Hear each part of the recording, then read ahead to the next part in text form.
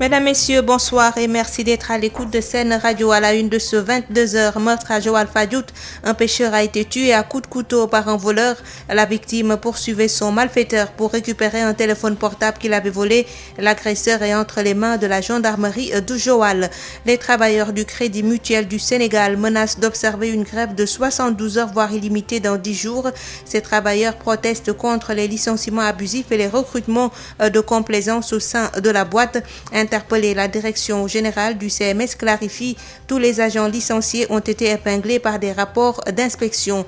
Le président Macky Sall en tournée agricole dans la zone centre se félicite du bon comportement des cultures qui augurent de bons rendements. Sibassor et Keur Socé dans le département de Kaolack ont été les premières étapes du chef de l'État. Aux États-Unis, une enveloppe contenant un poison très violent, la ricine, a été reçue à la Maison-Blanche. Voilà pour les titres, mis en onde assurée par Pape Abdoulaye Dieye. Marie-Rosalie Ndiaye. Drame à Joal-Fadiouth, c'est au quartier Nona, un jeune pêcheur tué par un voleur. La victime est âgée d'une vingtaine d'années. Elle poursuivait le malfaiteur qui s'introduisait nuitamment dans la maison pour dérober un téléphone portable. Roué de coups de couteau, il a rendu l'âme. L'agresseur est arrêté par les gendarmes de la brigade de Joal, Moustapha Sall. La victime est un pêcheur âgé d'une vingtaine d'années. Elle a été tuée par un voleur qui s'introduisait chez lui cette nuit. Après avoir crié au voleur, le jeune pêcheur poursuivait le malfaiteur qu'il a finalement poignardé à mort. Il l'a roué de coups de couteau sur la gorge et il a finalement rendu l'âme sur le coup. Le défunt habitait au quartier Nonar, c'est dans la commune de Joal-Fadiouth où il vivait avec sa famille. C'est la tristesse et la consternation dans la maison mortière. La dépouille du jeune pêcheur est transportée à l'hôpital de Grand-Bourg pour les besoins de l'autopsie. Son bourreau est connu dans la localité. Il est âgé de plus de 35 ans. Selon nos informations, l'agresseur pratiquait des activités de charlatanisme pendant longtemps dans le quartier. Il a été finalement arrêté par les éléments de la brigade de gendarmerie de Joal-Fadiouth. Son butin, qui était un téléphone portable, a été récupéré par les hommes en bleu. Moustapha Salembourg, Sud FM. Sud FM, l'info, c'est ici. Les syndicalistes du Crédit Mutuel du Sénégal déplorent les recrutements de complaisance, les licenciements abusifs au sein de cette entreprise. La signature de l'accord de l'entreprise n'est toujours pas respectée. Ils interpellent le directeur et le gouvernement du Sénégal. Un délai de 10 jours est donné par ces travailleurs pour régler cette situation, au risque de paralyser le secteur à travers une grève de 72 heures. Ils se sont réunis ce matin dans les locaux de la CNTS, compte rendu de Aïssatou Gueiba. Ils sont 800 travailleurs du Crédit Mutuel du Sénégal à mettre sur la table un ultimatum avant d'entamer une grève de 72 heures. Abdoul Diop, secrétaire administratif SNT MECAC. Notre plan d'action, c'est déjà au bout de 10 jours, si le conseil d'administration ne trouve pas une solution, on va décréter une grève de 72 heures. Mais elle peut se transformer rapidement en une grève illimitée. Et puis, nous sommes en train de travailler à mettre dans le coup toutes les organisations du secteur, à savoir PAMECAS, Baobab et toutes les SFD, les réseaux, pour qu'on assure la jonction et défendre définitivement les préoccupations des salariés du secteur. L'origine des licenciements abusifs, les recrutements de complaisance notés au sein de l'entreprise, les travailleurs du Crédit Mutuel du Sénégal comptent porter ce combat. Les principales revendications, c'est déjà le non-respect des engagements pris par la direction générale sur la plateforme revendicative qui avait été déposée à la direction du travail, qui a fait objet d'un préavis de grève qui est arrivé en expiration depuis le 13 août dernier. La direction générale s'était engagée à mettre en œuvre certains points de la plateforme qu'on avait mis en stand-by, mais aujourd'hui on s'est rendu compte qu'ils sont dans le dilatoire. Depuis la venue de cette nouvelle direction générale, on est à près de 35 licenciements qui sont pour la majorité abusifs. Ils ont lancé des appels à candidature, pour le moment 5, mais dans l'organigramme qui a été diffusé, c'est clair qu'ils ne vont pas chercher à recruter dehors moins de 10 directeurs. Ce que nous disons est clair, nous ne refusons pas l'expertise interne, mais tant que l'expertise existe dans l'entreprise, nous n'accepterons pas que l'expertise interne vienne. Le compte à rebours démarre donc ce samedi. Le conseil d'administration a donc 10 jours pour trouver solution à ces maux. Ces syndicalistes veulent une reprise des négociations. L'État du Sénégal est également interpellé dans cette affaire. Les recrutements sont faits à l'interne et à l'externe. Les personnes licenciées ont été épinglées par des rapports d'inspection et ont reconnu leur implication. Les licenciements ne sont donc pas abusifs. La direction générale du Crédit Mutuel du Sénégal appelle les syndicalistes à des discussions ce mardi pour trouver une entente. Elle invite les syndicalistes à éviter de créer des tensions au sein de l'entreprise. Écoutons Amadou Jean-Jacques Diop, directeur général du CMS avec Aïssatou Gueiba. Et je me suis engagé sur une chose, à égalité de compétences, de favoriser la ressource interne. Mais je m'interdis de restreindre en tout cas les possibilités de l'établissement pour tout simplement faire plaisir à X ou Y personnes ou à quelconque syndicat. Je suis formel, c'est tous les cas.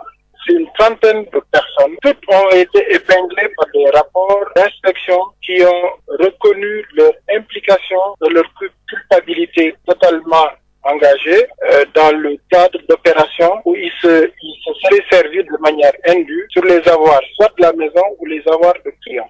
Voilà, donc moi je me le dis clairement, il y a un rendez-vous qui est pris avec eux pour mardi. Et ce rendez-vous fait partie du calendrier périodique qu'on déroule avec. Et sur la dernière question, c'est-à-dire la révision de l'accord d'entreprise, là également, ce que les syndicalistes n'ont certainement pas dit, il y a des travaux qui ont été engagés et que moi-même j'ai présidé et que j'ai lancé au démarrage des travaux de révision de l'accord d'entreprise. Et ça fait plusieurs mois que, sur proposition de la direction générale, qu'on les a invités à construire un comité paritaire composé de 5 représentants de la direction générale et 5 représentants des délégués du personnel pour discuter de chaque aspect de cet accord d'entreprise. L'intersyndicale CNTS UNSAS des travailleurs des Grands Moulins condamne le licenciement de 8 délégués et de 5 autres travailleurs. Malgré les médiations menées par les bonnes volontés, la direction a maintenu sa décision. L'intersyndicale compte aller en grève très prochainement pour pousser la direction à reprendre les travailleurs licenciés. Ismaïla Marcel Koli. L'intersyndicale CNTS UNSAS des travailleurs des Grands Moulins de Dakar s'insurge contre la décision de la direction générale de licencier 8 délégués du personnel et 5 autres travailleurs sur la base des propos qu'ils auraient tenus dans un groupe WhatsApp. Selon Madame Nian Sénébouad, déléguée du personnel au Grand Moulin de Dakar. Cette direction qui depuis plus de 6 ans a installé au sein de l'entreprise un climat social délétère. Depuis l'avènement de cette direction générale dirigée par notre DGA M. Bava, on a eu à traverser pas mal de problèmes. La goutte d'eau qui a fait déborder le vase, c'est que 8 délégués et 5 travailleurs pris comme ça au rabais. Et les 5 ont licencié sur le coup les 5 travailleurs pour ces mêmes motifs. L'intersyndicale dit avoir usé de toutes les voies de recours pour résoudre le conflit collectif qui perdure au Grand Moulin de Dakar, mais sans succès. Une médiation avait été menée par la présidente du Haut Conseil du dialogue social, par même certains dignitaires religieux qui sont connus et des personnes de bonne volonté de l'entreprise. Certains doyens, certains cadres même avaient essayé en tout cas de trouver des solutions avec cette direction. Mais malgré tous ces efforts déployés, la direction maintient cette décision arbitraire de licencier ces 5 travailleurs. Ceci d'ailleurs peut témoigner, s'il en était besoin, suffisamment de leur manque de considération vis-à-vis de nos institutions.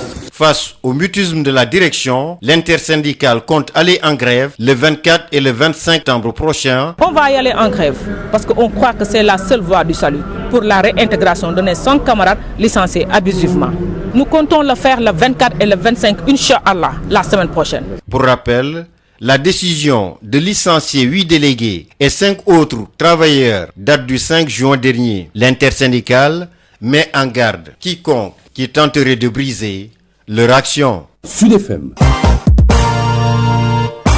La diversification agricole et le bon comportement des cultures, un satisfecit pour le président Macky Sall en tournée dans le Saloum.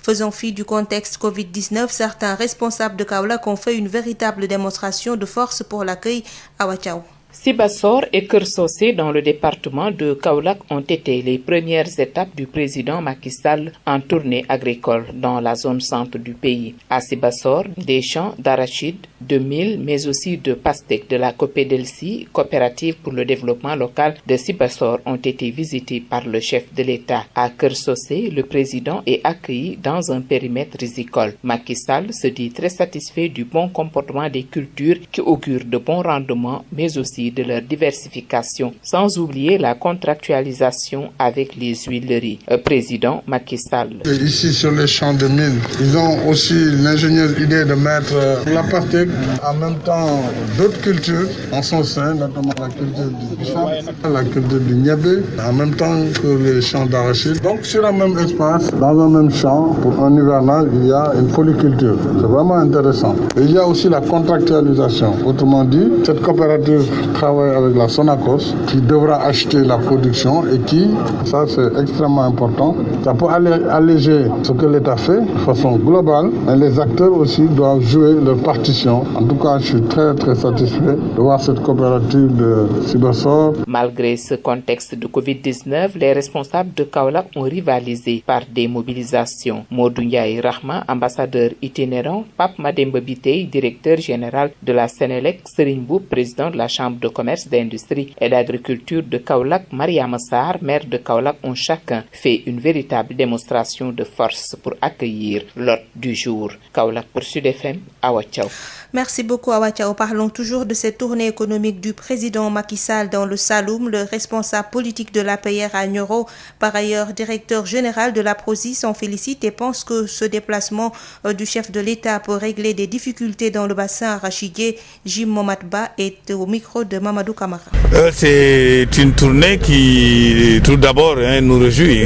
Le président commence par la région du Sine Saloum, son fief natal. Et moi-même, particulièrement, je suis totalement content de cette visite parce que c'est un moment où il y a eu des inondations et que, en tout cas, vous le savez très bien, la ville de Nioro a été toujours célèbre par rapport à des problèmes de ravinement dus à des inondations. Avec son programme décennal de lutte contre les inondations, Nioro a été sauvé. Des quartiers de Nioro pourraient être rayés de la carte, mais Nioro, avec un programme soutenu d'assainissement, a pu totalement sauver et n'a pas été cité du tout sur ces cas d'inondation cette année. C'est donc un plaisir d'accueillir le président pour lui magnifier déjà donc tout ce qu'il a fait, le remercier et lui manifester notre solidarité. Mais également de montrer que cette région est une région économiquement forte, de forte production de mil, de céréales, d'arachides, où les paysans sont engagés à toujours faire de la production intérieure, important de notre capacité de résilience par rapport à toutes les difficultés, notamment des difficultés comme la pandémie, des difficultés économiques et des difficultés de tout ordre. Voilà, donc aujourd'hui, on se réjouit d'accueillir le président et c'est un honneur qu'il nous fait. Et également, il faudrait qu'on soit bien sensible. Il vient chez lui, dans sa région. Le consortium des associations chinoises au Sénégal appuie 1800 familles impactées par les inondations dans la commune de Ziguinchor en kits alimentaires, des kits composés de riz, d'huile, de boissons, entre autres. Le don a été réceptionné par le député maire de Ziguinchor, Abdoulaye Baldé, que nous écoutons au micro de Ben Michel Kanfouti. C'est un moment important pour nous et c'est le lieu de remercier très sincèrement l'association Wazai, le collectif des entrepreneurs chinois installés à Dakar, qui nous ont fait l'honneur, par l'entremise de notre frère et ami Abdoulaye Diop, de choisir notre ville à côté de la ville de Sédhiou pour venir surtout au soutien des populations qui sont frappées durement par les inondations. En cela, ils viennent soutenir l'État dans ses actions, parce que dans les jours qui viennent, l'État du Sénégal aussi viendra en aide à ses victimes. Mais l'association Wazai a joint l'acte à la parole et très rapidement ils sont venus à notre secours. Le don de l'association Wazai va toucher 1800 familles, 4000 masques et 40 thermoflash que nos amis chinois ont amené avec eux pour nous remettre à la commune de Ziguinchor. Donc, ce don va nous permettre d'aider et de soulager en attendant l'arrivée de l'État, des familles qui sont les plus éprouvées. Sud FM vous transporte partout au Sénégal et dans le monde. Sud International. Des équipes de la défense civile libanaise ont réussi à venir à bout d'un incendie qui s'est déclaré ce samedi après-midi dans la vallée de Bisri, située dans une vallée entre la localité de Djezine et le Chouf, alors que de fortes chaleurs sont enregistrées en ce moment au Liban. La défense civile indique sur sa page Facebook avoir mis plus de 3 heures entre 16h et 19h15 pour éteindre les flammes qui ont dévoré des herbes sèches et des arbres. Une enveloppe contenant de la ricine, un poison très puissant, a été adressée à la Maison-Blanche cette semaine et interceptée avant d'atteindre le président Donald Trump, rapportent ce samedi les médias américains. À l'heure actuelle, il n'y a aucune menace pour la sécurité selon le FBI. Dans un échange avec l'AFP, selon des sources anonymes citées par le New York Times et CNN, de tests menés sur le produit retrouvé dans ce courrier, suspects ont établi qu'il s'agissait de ricine. La ricine est le poison le plus violent du règne végétal, 6000 fois plus puissant que le cyanure. Il s'agit d'une substance mortelle en cas d'ingestion, d'inhalation ou d'injection et contre laquelle il n'existe pas d'antidote. D'après le quotidien new-yorkais, les enquêteurs pensent que le courrier venait du Canada et ils auraient identifié une femme comme suspecte. D'autres agences fédérales situées au Texas ont également été destinataires de plis contenant ce poison, selon le journal. Mesdames, Messieurs, c'est la fin de cette édition. Je vous rappelle les principaux titres. Meurtre à Joal-Fadiouth, un pêcheur a été tué à coups de couteau par un voleur. La victime poursuivait son malfaiteur pour récupérer un téléphone portable qu'il avait volé. L'agresseur est entre les mains de la gendarmerie de Joal. Les travailleurs du Crédit Mutuel du Sénégal menacent d'observer une grève de 72 heures, voire illimitée, dans 10 jours. Ces travailleurs protestent contre les licenciements abusifs et les recrutements de complaisance au sein de la boîte. Interpellée, la direction générale du CMS clarifie, tous les agents licenciés ont été épinglés par des rapports d'inspection. Le président Macky Sall, en tournée agricole dans la zone centre, se félicite du bon déroulement des cultures qui augurent de bons rendements. Sibassor et Keur Socé dans le département de Kaolack ont été les premières étapes du chef de l'État. Aux États-Unis, une enveloppe contenant un poison très violent, la ricine, a été reçue à la Maison-Blanche. Mise en onde de ce 22 heures assurée par Pape Abdoulaye Dieye. Merci de nous avoir suivis et bonne suite des programmes sur Sen Radio.